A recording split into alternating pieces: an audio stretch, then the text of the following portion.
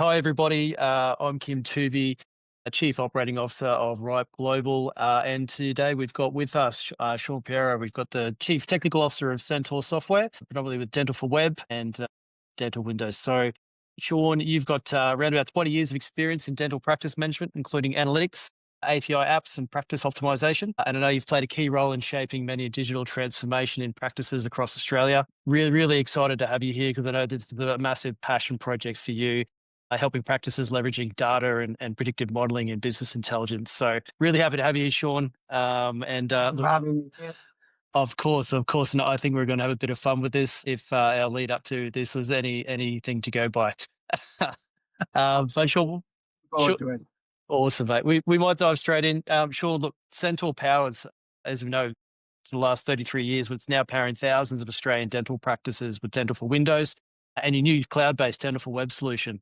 As someone who's involved with these systems from the ground up, what unique advantages is there to a modern PMS platform's offering from a data-driven decision-making? I could not I could not overstate the importance of built-in data, because when practice management systems, as you know, initially started, they started with paper-based record keeping, and that was the practice management system. As they evolved, we started recording a lot of data in practice management systems, but what we were lacking was understanding what we are sitting on.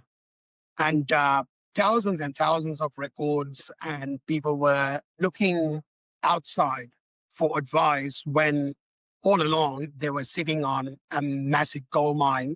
So in the newer practice management systems, that's what we are doing, and we are continuing to improve it as well, to have those data-driven insights within the application where it matters. And that alone makes that comfort level and confidence level of a practice making decisions much higher.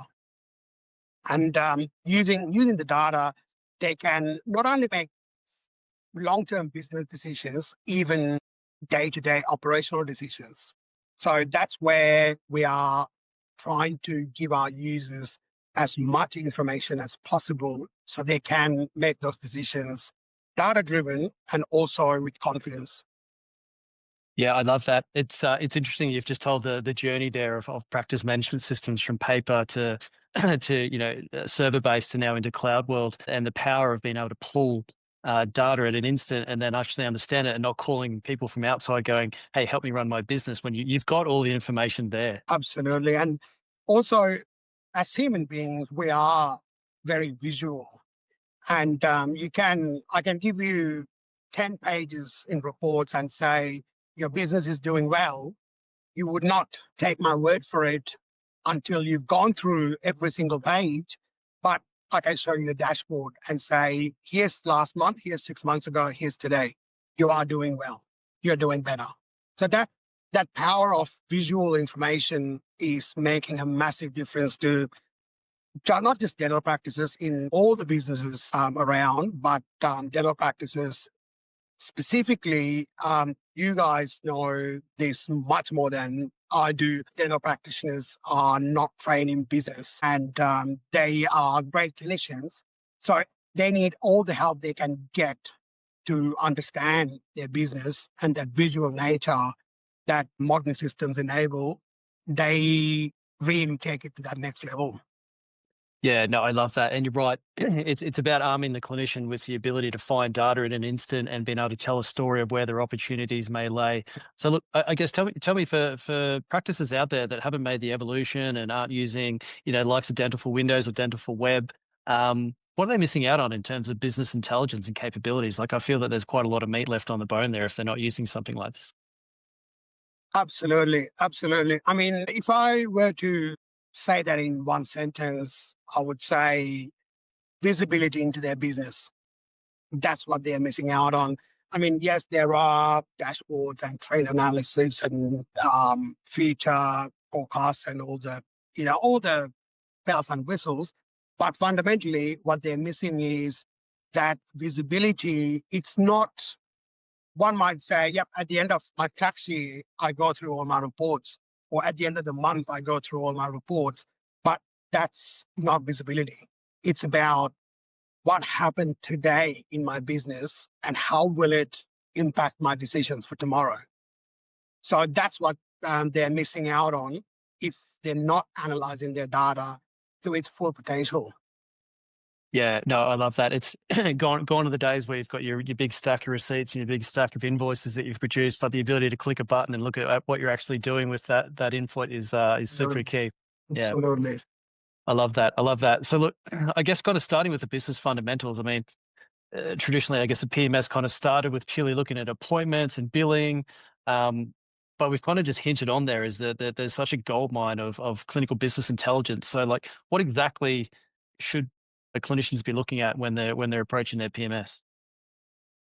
Well, that's that's a loaded question, but let me try and because as a data enthusiast, you'll have me talking about it till tomorrow morning.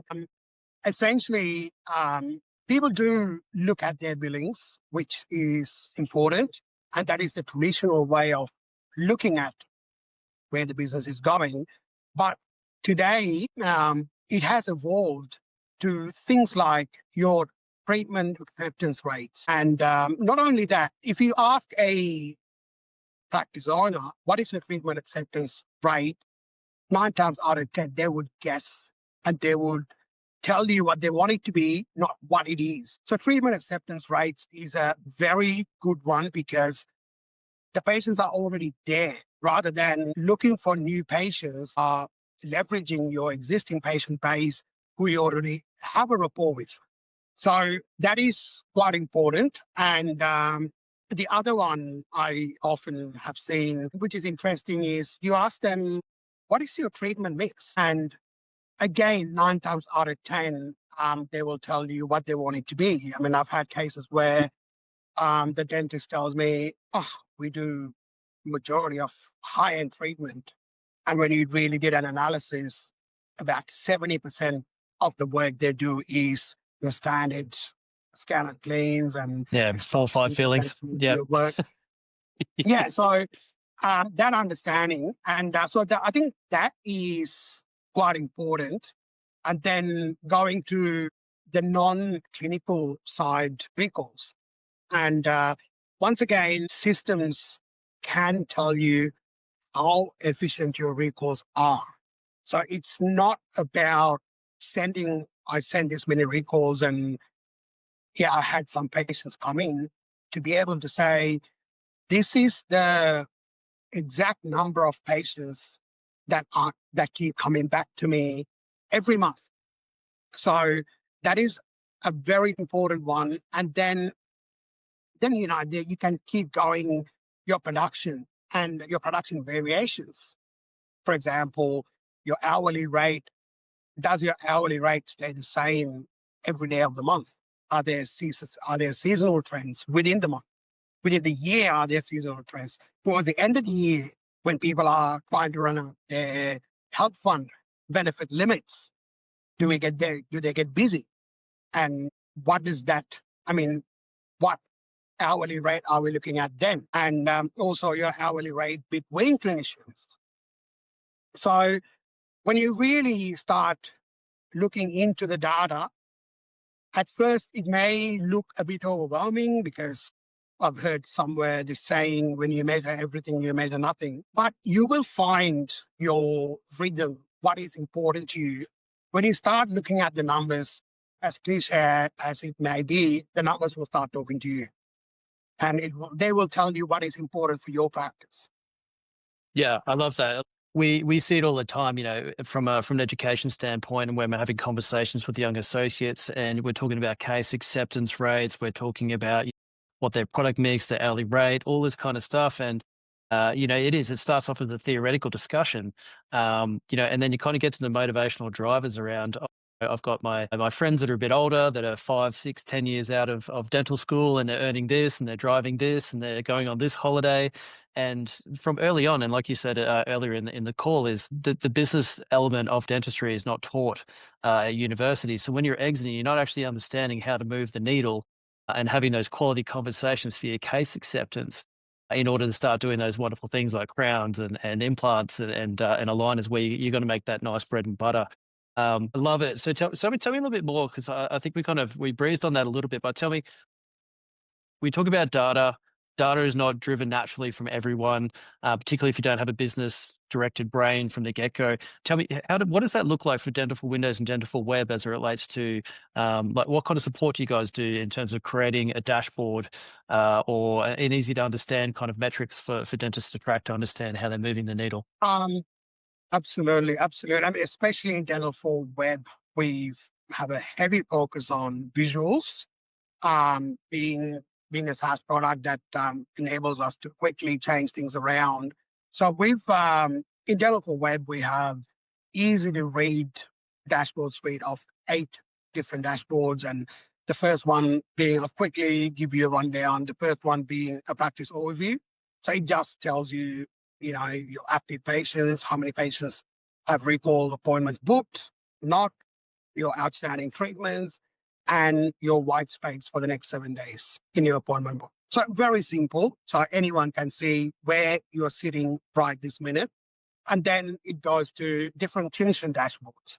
It would be one of them is their treatment mix, to understand exactly where they're making their revenue, what type of treatment, and also your treatment mix by count versus revenue. It's that has been a very revealing one for practices, because they go, well, let's say endodontic work, I'm only spending 15% of my time, and it is bringing in 50% of my revenue. So, like, to make those decisions, even to build that self-awareness, like, um, dashboards or charts like that do help. And then you have your production, and your production per hour, production per day, production per patient. And then you have your practice admin dashboard that tells you how many patients. One of the commonly used ones is how many patients left with an appointment, and how many appointments did you have, and how many people did make their appointments. So what are your cancellation and no-show trends over time? Are we getting better?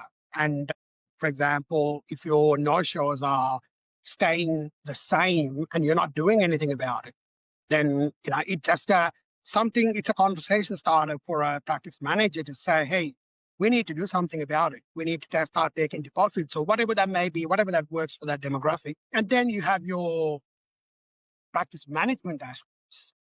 That we've got 2 dashboards there, and one of them is about your financials, about how you are managing your debt, as in, your debtors, and then your discount rate, your production to discount rate, and your production to payment on the day rate, and where your revenue is coming from, health funds, patients, third parties like Veterans Affairs. So that gives you that. And last but not least, this has been very popular, the online booking dashboards. And we tend to give as much information as possible. And it tells you not just, online, offline, and bookings, the different demographics, male, female, age groups, and what time of the day did they book that appointment.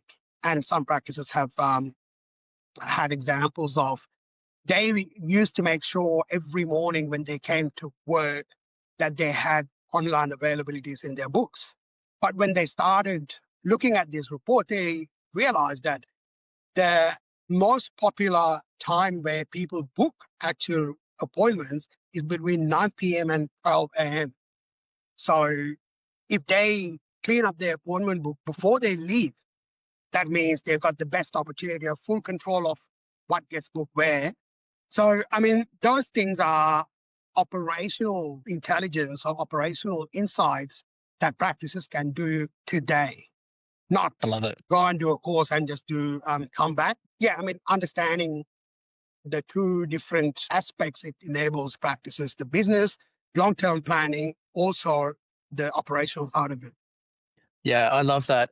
I mean, the cost of acquisition for a new client is massive. And then, you're going out, you want to making sure that you're actually nurturing that client through. And, as we discuss for RipeGlobal with our students is from a case acceptance point of view is, it's anywhere between 60 to 90 days for a case acceptance, especially if it's a larger case. And it's important that, Yeah, like you've just identified, if you don't have a recall booked in or you don't have a future appointment booked in or any kind of follow-up notes, and I guess highlighting the importance of having a really effective, insightful PMS. Otherwise, that's just going to go by the wayside. The follow-up won't happen. You get those scattered books, and like I said, you've worked hard over the years to create this huge client database.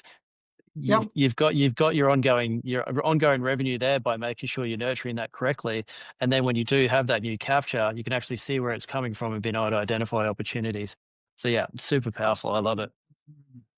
So there's something that I guess so from a identifying, I guess, kind of skills gaps and with dentists. So for Ripe Global, speed, quality of crown preps, all of these kind of things. Again, those repetitions in place is a big part of what we do.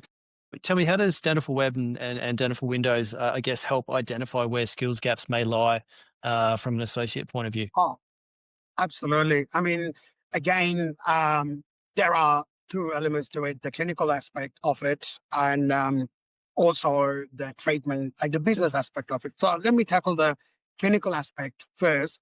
So understanding your time spent versus your revenue. And if you are saying, yes, crown and bridge work, I spend 50% of my time doing, but revenue does not reflect that. As in the proportion of the revenue does not reflect that. So if then you can dig into it, and especially if you say Dr. A works the same number of hours and they spend 50% of their time doing crown and bridge work, and it is 70% of their revenue, whereas Dr. B, they spend 50% of their time, but it's only about 30% of their revenue. So that straight away tells you that one of them is spending maybe a little bit too much time doing crown prep and prep work. So organizations like RipeGlobal can come in and just give the tools for the clinicians to do it quicker, and the reporting side of it can then tell you. I mean, I've had one of the analytics providers that I was talking to, they use Dental4Windows as well, and they were saying their own practices as well. The difference it shows in the graphs when someone had training, it just Shoots their up. productivity goes up, because it's not something that people are saying, I had a gut feeling that you may be taking too long to do this. And it's not an easy conversation to have, to say, you know what, I feel that you shouldn't be doing this. But when you have facts, when you have data, you say, I think that is an area that we can improve on. And so that's the clinical side. And treatment acceptance is another, I guess, another kettle of fish.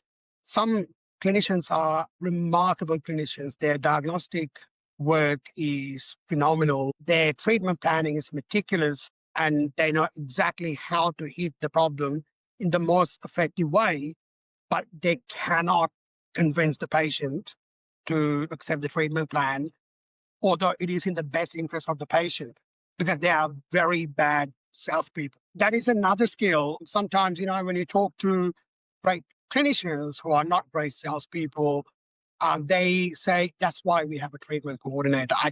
I cannot sell, and I'll do the clinical work. I'll prepare the clinical case, but I cannot present it. But not every practice has the luxury of having a dedicated treatment coordinator.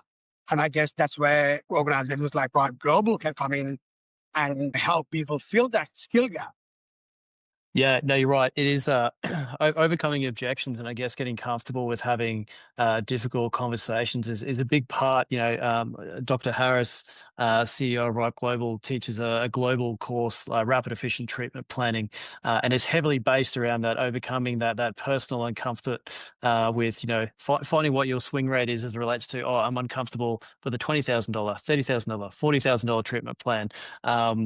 And unfortunately, clinicians will traditionally, at a lot of the time, will kind of hide behind that ethical treatment planning. And ultimately, it's about providing that best treatment plan for the patient. And then, there's something as simple as going, hey, look, my professional opinion is you should have a crown. But if you can't afford a crown right now, let's put a filling in there. And let's work towards a crown for the future. Yeah, 100%. And it's great. Like the ability to be able to drill down on where those opportunities are is massive. You can have a much more informed and a much more open discussion around what the development pathway needs to look like when you're looking at hard data. It's not your practice owner or Absolutely. your senior clinician sitting in the corner of the room going, "Oh, I'm actually seeing you taking too long," which is creating that nervous energy sitting over your shoulder. It's actually going, "Hey, look, I'm looking at data. The data's telling me this story." Absolutely. And it's also good for people's morale as well, where they can see for themselves. They don't need someone else to come and say, oh, yeah, now you've improved. You can see. You can see. And some people have said, I can see that turning point in the data because it is, unfortunately, data is black and white. It doesn't, beat around the bush. It just tells you exactly how it is. So, yeah, I mean, it is quite powerful, and combined with organizations like RipeGlobal, you identify the gap, you fill the gap, and then you confirm that you have filled the gap with data. Yeah. Yeah. I love it. No, that's really, really, really powerful. And tell me, so it's not just dentists. So, if we look at the skills and analytics within the practice itself and what Dental4Web and Windows offers, the rest of the team can actually identify training needs as well, right? Oh, absolutely, absolutely. I'll start with the front desk staff. One of them is most practices say, I would like the patient to rebook before they leave the practice. But it really depends on the front desk coordinator to be able to not be pushy, but just have that conversation in a way that you get an appointment in the book. And because some receptionists may give up at the point, sorry, I haven't got my calendar, my diary, I'll call. Then someone else might say, you know what? Let me just put, we get really busy. Let's just put you in the books just in case. And if it changes, please let me know. And 9 times out of 10, the patient does not remember to go and change it. And then they get the SMS reminder for the appointment and they rock up for the appointment because I'm a patient like that. And I would say, I need to look at my calendar. And then you book an appointment for me and you tell me when the appointment is. And I go, I forgot about it. Okay, I'm going to my appointment. So having that conversation and again, with the data, that's what we try to see how many appointments, how many patients left with an appointment, and also new appointments, how many calls cut through. And we can see how many new appointments made by individual user. So if you don't have availabilities in your calendar today, but the patient really needs to see a dentist soon, not emergency, but they want to see that they're keen to see a dentist, how you present it. And, I've seen in practices, I mean, this is not to do just with data, a little notice at the reception saying, do not use this word, use this word. Don't say we don't have any appointments available today. Yeah. Say we can fit you in tomorrow. That type of education. And then with the data, you can see that and also rates. So if you're looking at it out of context, you might say, well, what can the receptionist do about no-shows? But they can, at the time of making that appointment, just let them know, even if you don't have one, just say, you know what, we have a cancellation policy. You need to let us know, this far in advance. And also enforcing that if there is someone who's a serial no-shower, having that conversation with the practice manager and saying, should we start asking for a deposit? And, because they're at the forefront of the practice and they see that. And most of the time, practice owners and managers see data after the fact. That, and then also treatment coordinators. That is another area where not the clinicians, but treatment coordinators and see what their hit rate is. And from a revenue, the treatment plan size point of view, the count point of view, and also the patient demographic point of view. So are they better at having conversations with a certain demographic? Are they uncomfortable having those conversations with a different demographic? So can they be like, do they feel intimidated? Do they feel and I kind of have that conversation to that level, and identify where they can be skilled. And then you have your hygienist. Then you got hygienist working, and then perio diagnosis is one of the big ones. And although we don't do the clinical type reporting yet to that level, that is definitely on the cards for us, because as you know, Centaur Software's founder is Dr. Frank Papp, who's a dentist, and he's a very passionate clinician.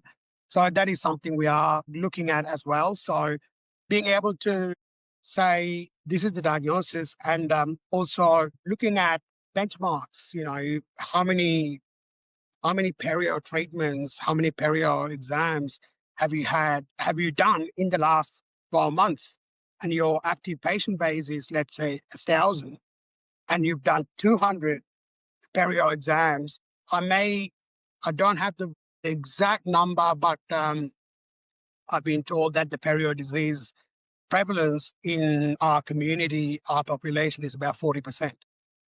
So, and if we are doing 20%, that means there is another 20% or thereabouts that are at risk of perio disease that we haven't identified. Absolutely. So, yeah, that's another. I mean, again, if they have that level of training, they'll even get that correct percentage, not like guess like I did, the 40%. I love that. And I love how you went down that pathway of identifying, to the depth of being able to pull apart with like your treatment coordinator and work out where the bottleneck might actually be from, is it a demographic? Is it a particular type of person? Is it a case acceptance size that they kind of hit that threshold and then they can't go to the next one? Yeah, again, that another example of the power in the data to be able to target where you're headed that's awesome. I love it. I guess another one. So like, we deal with practice managers quite a lot, as do you guys. And, I guess it's that a lot of practice owners are saying that, that they're working harder and they're not seeing a proportionate revenue growth. They're putting a lot of money into marketing. I mean, what does that look like in terms of, Dental4Web and Dental4Windows being able to identify what productivity bottlenecks look like and making sure that those practice owners are getting their efficiency out of the dollar that they're spending? Absolutely. I mean, I think I jumped the gun there earlier when I talked about treatment mix. The first indication is treatment mix, and identifying where you spend your time, what type of treatment you're doing. Again, having that visibility. You're thinking, I'm doing high-end treatment, why am I not seeing the dollar value? But then you see that you're doing high-end treatment, but you're doing more of the run-of-the-mill treatment, and being able to identify that. And also not just for yourself, your associate dentist, and even when you are thinking about hiring a new dentist, identifying what skill set you're looking for based on your demographic and also your aspirations for your practice. And if you want to become a high-end dental practice, for example, let's say doing implant and veneers and all that, you should be looking for someone who is specializing in that area. So that is another way that Dental4Windows and Dental4Web, the treatment mix, can help practices. And then also the schedule optimization and understanding seasonal trends. And for example, towards the end of the year is when you are planning to go on holidays. But if you look at the seasonal trends, that's when people go for dental treatment the most. And just using data efficiently to be able to identify opportunities and also bottlenecks in terms of, if I have set aside time, let's say I'll give a different example. One of the things I've seen a lot of practices do is they say, "Oh, we don't have any patients. We don't get recall patients as much as we would like." And but we're busy, but we would like to have that, patient retention rates lower. And you look at really their appointment books, and you email, SMS, letter a patient to say your dental hygiene is very important. You're now due for your 6 monthly dental checkup. And then they call the practice and they say, oh, well, we can't fit you in for another 4 to 6 weeks. And then the patient might say, you know what, I'll call because I'm not sure about, what times and da da da. But having that dedicated time slots available. So anytime you call the practice for a recall appointment, you get that appointment within the week. So again, identifying that and identifying also the gaps in your appointment book and seeing how you can fill those gaps. For example, do you do for those slower times? Now that you've identified, every Wednesday afternoon, we tend to not get many appointments. Do we have a discount time, a happy hour, happy 2 hours, whatever that may be? I mean, as commercial as it may sound, it is practical. And say, in these times, so, it's about filling your books and filling your books efficiently. And so data can definitely help in those areas. Yeah, I love that. Yeah, some dollars is better than no dollars in your book, and Absolutely. you never know when some dollars converts into many, many more dollars from a treatment planning point of view. Having recall appointments, and these are the patients. Just to talk about the patient life cycle, when we do analytics, we look at the patient in 3 different stages. We look at the population as everyone in the population as a prospect, no matter where they live, and then they're your patient when they come to the practice. But as soon as they leave the door, if they don't walk away with a treatment plan, you just have a recall appointment, bias prospect. Yeah. They are either biased towards you or biased against you. So again, you need to do the work to bring them back into the practice. So using data to identify and also see how efficiently you are doing it. And if your demographic is, let's say, the elderly population, and if you're relying on SMSs only for recall reminders, then you're not really hitting that mark. So to be able to look at the data, connect the dots, and take corrective actions rather than saying, yep, we've always done it this way, but our demographic has changed, but we're not changing it because this is how we've done it, although the data tells me otherwise, may not be the best way to go about it.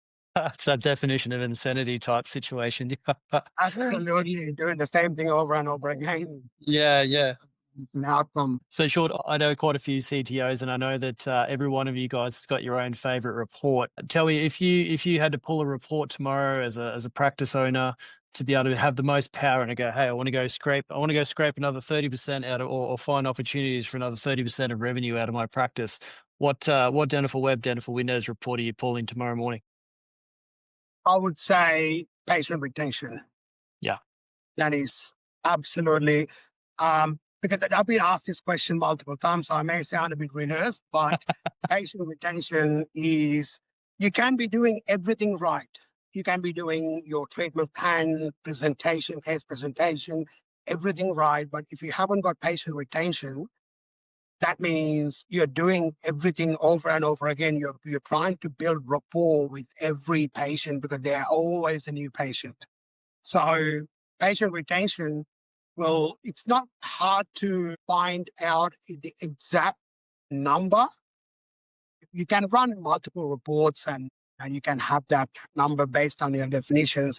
But as a rule of thumb, the definition is your active patients who have been to your practice in the last 18 months. Out of them, how many came back in the last 6 months? That's of all these definitions. When you tell people what is your recall effectiveness, and people go, what do you mean? Do they have to make an appointment on the day, or do they have to make an appointment within the month of their recall? Do they have to attend that appointment? And all those different things. But if you look at that number, that will tell you what your retention is. And that is a number that is looked at without too many conditions or parameters. It's a very basic raw number. I would say that's what you should look at. Yeah. Look, Ed, I think that kind of leads into our conversation earlier about, you spend plenty of money on acquiring new patients, but that ability to make sure that you're providing an exceptional service and also being able to track that patient journey is huge because, you're right. Right. Every 12 months, that patient's due to come back. You've already got money in the bag, theoretically. Absolutely. I mean, on that, you said, providing exceptional service. I mean, this is an exclusive, I guess, a preview for RipeGlobal listeners. Then in Dental4Web, we will soon have a feature where you can measure, obviously through NPSs and other means, measure the patient satisfaction and then correlate that to your revenue. Wow. So and then to be able to go to that granular level to see at a clinician level and how their revenue over time gets affected by the level of satisfaction in them of their patients. So that is a feature. I mean, some people in my organization may not like me announcing that this early, but yeah, I mean, that is something we're very much looking forward to because some of the things we talk about, that was a gap we understood. We recognize because patient satisfaction at the moment is a bit of a iffy kind of area. They haven't come back, but they were happy. And well, what did we do right? But to be able to have solid numbers, hard numbers, and say this is the correlation, and if there is one. Oh, 100%. And you're right. It becomes a very subjective. It becomes around the questions that you're asking on a, potentially a survey that you might send out, or Yeah. the high five or the handshake or the smile that you have on the way out. Exactly. It is super interpretive, but being able to build some foundational blocks in there, and we mentioned that earlier, is actually being able to understand the realistic factor of what's going on and make decisions around, all right, let's just not keep going and doing what we're doing, but the ability to change it up and go, all right, maybe our customer experience model isn't right, and we need to be able to change that up and find out what that barrier is. So that's super powerful. I think that's going to be an amazing bolt-on. I won't ask how far away that is, just in case anybody holds you to it. Exactly. CTOs that. I love it. So look, you've got a lot of, I guess, kind of. So what does it look from a transformational point of view? So look, I know from a practice owner taking on, and I look at this in a past life, bringing in a new point of sale or something like that, it can potentially be pretty overwhelming when you're making that decision to go, all right, I'm going to disrupt my business, bring something new in. What is Dental4Web, Dental4Windows? How do you guys approach that barrier of implementation and, really kind of bring in that data-driven continuing education strategy of, this is how we're going to implement, this is how we're going to support, this is how it's going to nurture your business? What does that look like for you guys? What we recommend to our practices, if they are entering if they're tipping their toes in the data analytics waters, first of all, suspend your preconceived notions about what you're doing well and what you're not doing well, and be open to just looking at reports objectively and accepting that there are the facts about your business, and run baseline reports. And to understand, if you're not going to measure where you are, you wouldn't know when you've improved. And Sure. Run baseline reports and your new patients, your patient retention, your treatment acceptance, your referrals, your production, and don't get overwhelmed by the too many numbers on the table. Just focus on maybe 3 areas and say, this is what we are going to look at, and say, this is the benchmark in the industry. Let's say treatment acceptance, the benchmark is, let's say, 60%. And we are going to we are at, let's say, 40%. We are going to get 50% by the end of the year. And how are we going to measure it? We got the report. So take it Don't get overwhelmed by, having all these different reports and, yeah, no, we should measure that, we should measure that, we should measure the other thing. And then you end up measuring nothing. And then identify those areas and also, very important, identify whether there is a skills gap within the business. And that sometimes becomes a very hard thing, identifying and having those conversations with people. And I've had business owners saying, I realized that I needed training. So then, have that, get that education, but also not just say, I'm going to do something about it, I'm going to get some education, measure it, Yeah. and go at your own pace, because there is no cookie cutter model for dental practices or any business for that matter, because they may be in different stages of their business life cycle. They may be just starting a business, growing, maturing, or they've matured. Now it's all about retention. And also the aspirations of the practice owner. They may want to open multiple locations. They may want to make their practice a high-end practice. They may want to retire, but build value in the business.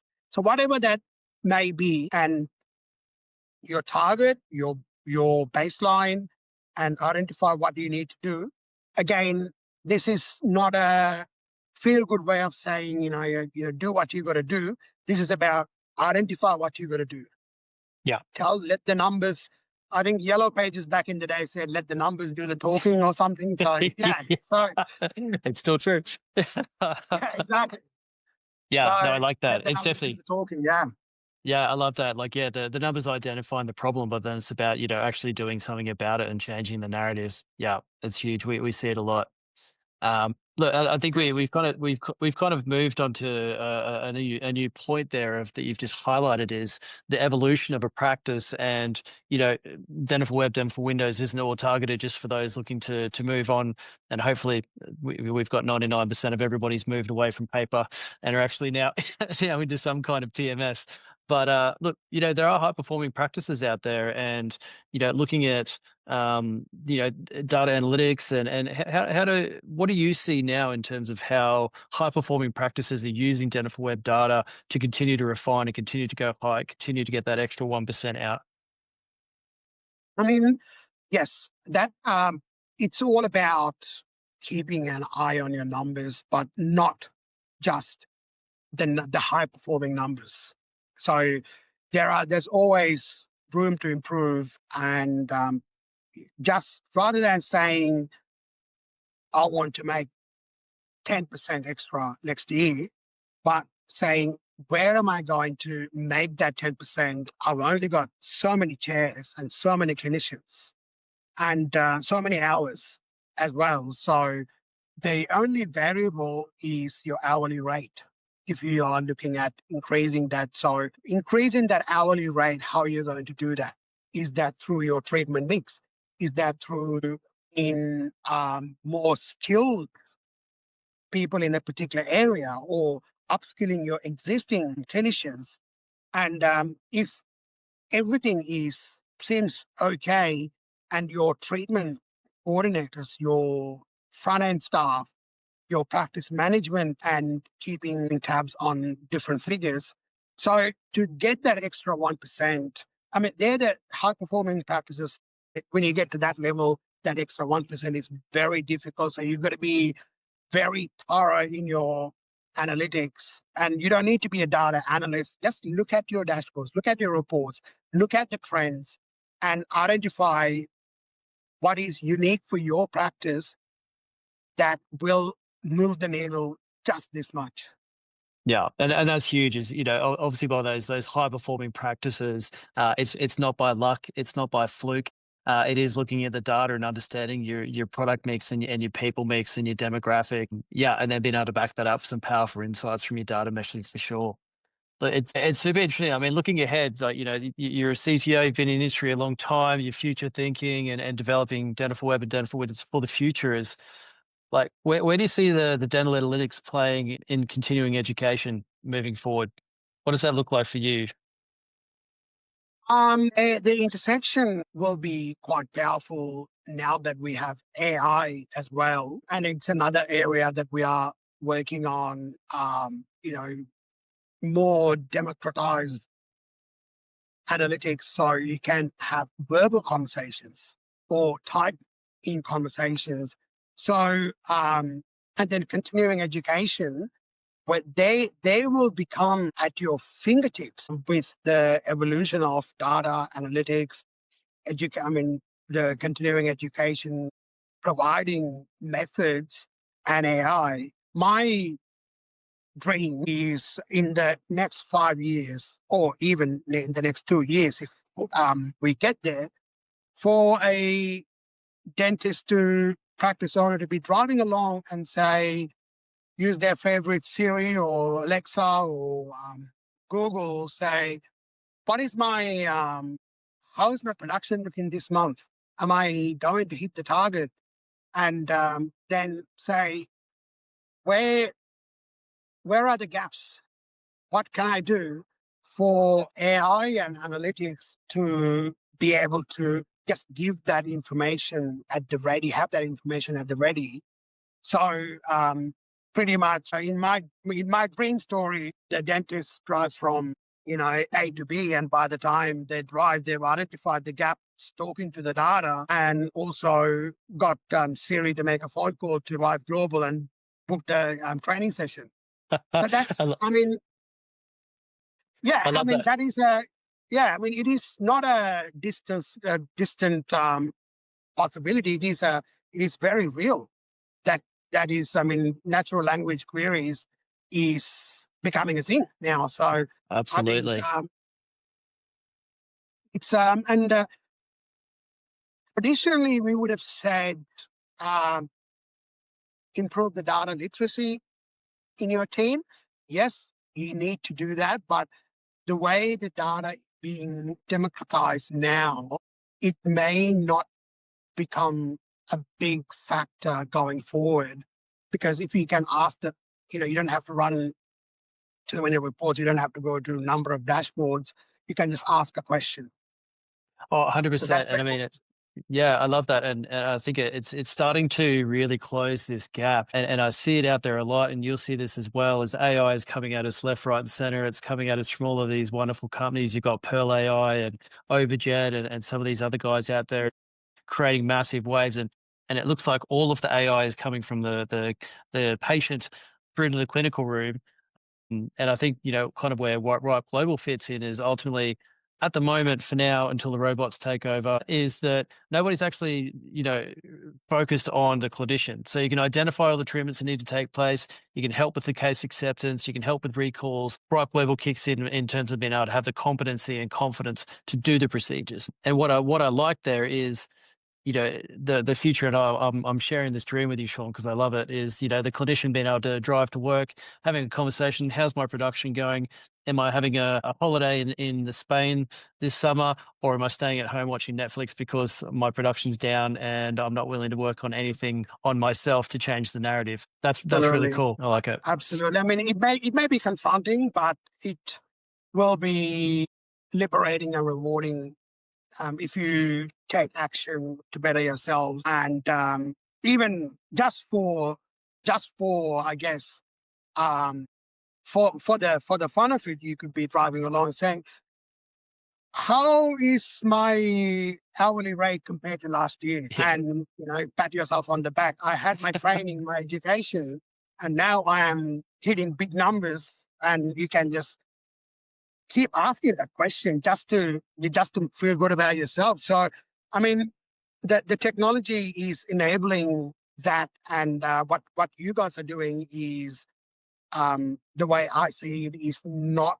something technology alone can do. Because at the end of the day, I used to always tell my teams, you can have the fanciest looking dental practice, the glamorous looking staff and all that, but everything, if the dentist is not good, and you can have your wet towels and the coffee machine and all that, but if the dentist is not good, it all falls apart.